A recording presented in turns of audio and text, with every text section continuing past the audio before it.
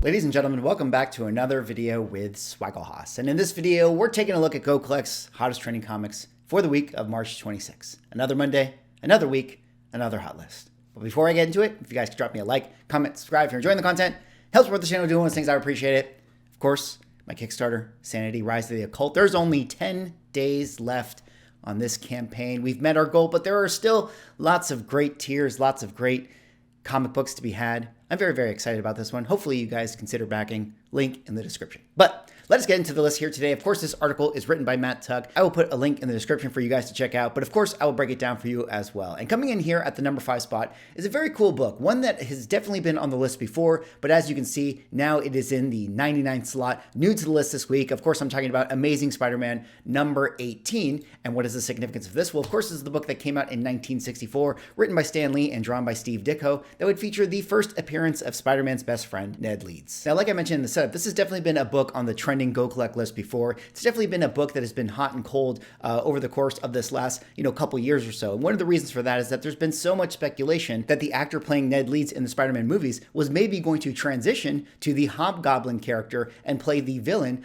of an upcoming film. Of course, that happens here in the comic books, that eventually one of the reveals of the Hobgoblin was actually Ned Leeds. Now, I know that that story has been kind of convoluted and, it's really, really confusing who the real Hobgoblin was. There's a whole history behind that actual writing process. Some people were thinking that we were maybe going to get that reveal in the last Spider-Man movie. Of course, that didn't come to fruition, but now there's a lot of talks of Spider-Man number 4.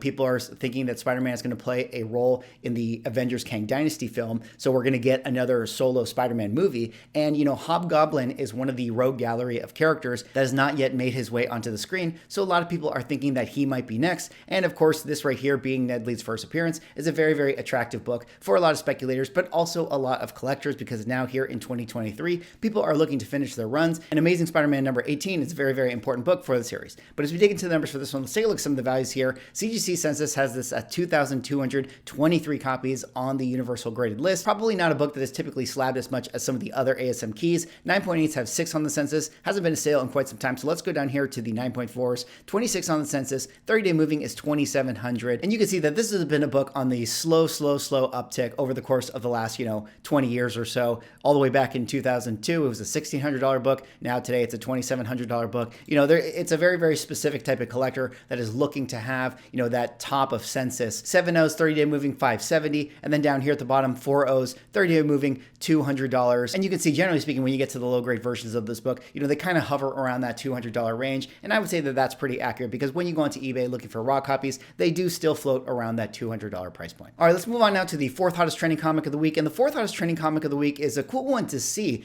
Actually, a new comic book that recently hit the shelves in your LCS, but this one right here is Sins of the Sinister number 1. Art Gem variant, new to the list, now sitting in the 81st slot. And what is the significance of this? Well, of course, this is the first issue of the new series, Sins of the Sinister, that would feature Mr. Sinister. And this specific issue would be the variant cover by Art Gem featuring White Queen. Now, I don't know about you guys, but when I was preparing for this video, I stared at this cover for a very, very long time. I spent hours looking at this cover, exploring every single inch of it, trying to figure out why comic book collectors would want this in their collection. I still can't really figure it out, but for some reason, a lot of people want it, a lot of people have been buying it, and that's one of the reasons why you're seeing it on the Go Collect list. I'm totally just kidding. We all know why people are buying this book, but all that aside, it is actually pretty cool to see a new comic book show up on the trending list. I mean, I think that that's actually a really healthy, a really good thing for the comic book market. When you have a new storyline, Sins of the Sinister, and there's excitement around it of,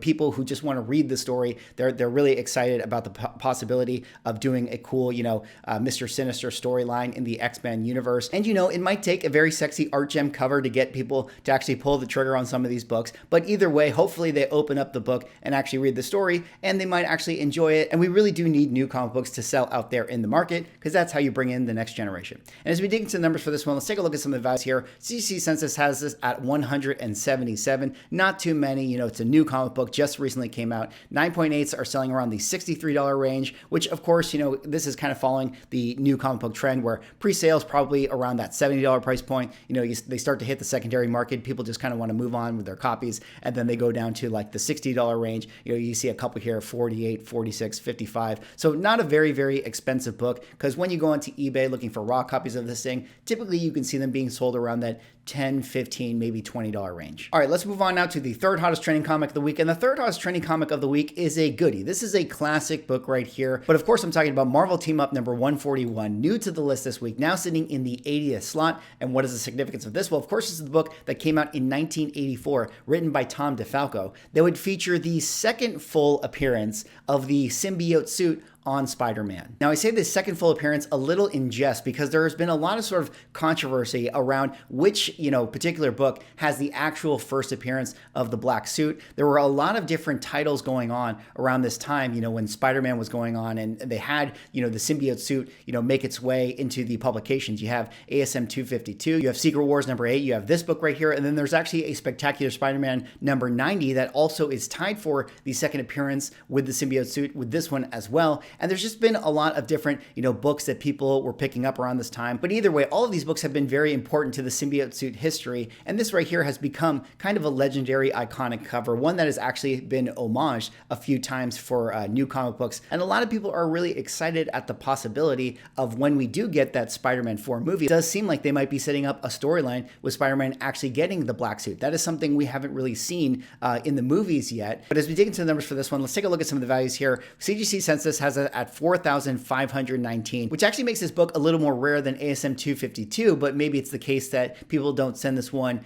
as much into grading like they do with 252. And you can actually see GoCollect says it ties with the ASM 252 for the first appearance of the black costume. But, you know, as Matt points out in the article, there's been, you know, people that have come out that have kind of emphasized why this is actually the second appearance of the costume. Again, it is a little bit of a controversy, but 9.8s have 515 on the census. 30-day moving for them is 929. And you can see that this is a book that, you know, has ups and downs, but overall it's been trending up. Of course, still a lot of volatility with this book, but, you know, it does seem like recently we've been on a little bit of the uptrend. 9.6s have 932 on the census. 30-day moving drops off to $300 range. 9.4s 214, and so on and so forth. And of course, at the bottom, you're not going to see it slabbed at the low grade, but when you go into eBay looking for raw copies, typically you can see them being sold around that $70 to $100 range. All right, let's move on now to the second hottest trending comic of the week. And the second hottest trending comic of the week is one that is not really surprising to see on this list, but this one, of course, is Shazam number 1, up 42 spots, now sitting in the 35th slot. And what is the significance of this? Well, of course, it's the book that came out in 1973, written by Danny O'Neil, that would feature the first post-Golden Age appearance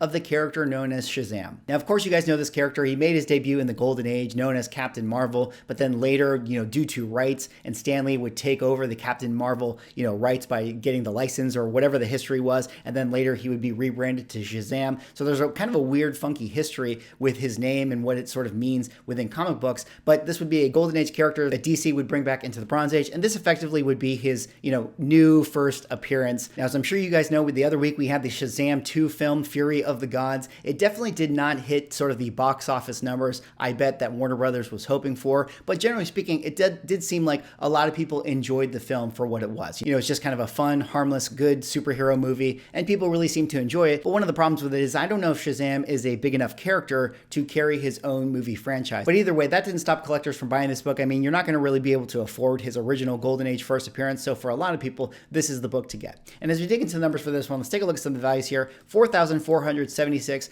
on the census. There's actually one 9.9, which is actually really surprising. 9.8 have 295 on the census. Fair market value 70.75. 30-day moving is 750. And you can see that this is a book that has had its ups and downs, has had its peaks and valleys. Of course, it got really hot, you know, when we got the first Shazam movie. And then like things do after the movie, they have their big pullbacks and correction to where it was going down to, you know, the $430 price point in 2020. And then with the 2021 comic boom, it had another spike in the market, had another pullback with its recent correction. And then with the release of the second film, you know, now kind of hovering around that $750 range, which seems like a pretty fair price point, you know, for a key like this, being that it's only a top 6% at the 9.8 grade. And then of course down here at the bottom, you know, 1973 book, not a book that people like to slab at the low grade, but when you go onto eBay looking for raw copies, typically you can see them being sold around that $40, $50, maybe $100 price point. I mean, depending on the deal and depending on the grade you can find for yourself. All right, let's move on now to the hottest trending comic of the week. And the hottest trending comic of the week is one that is interesting to see on the list,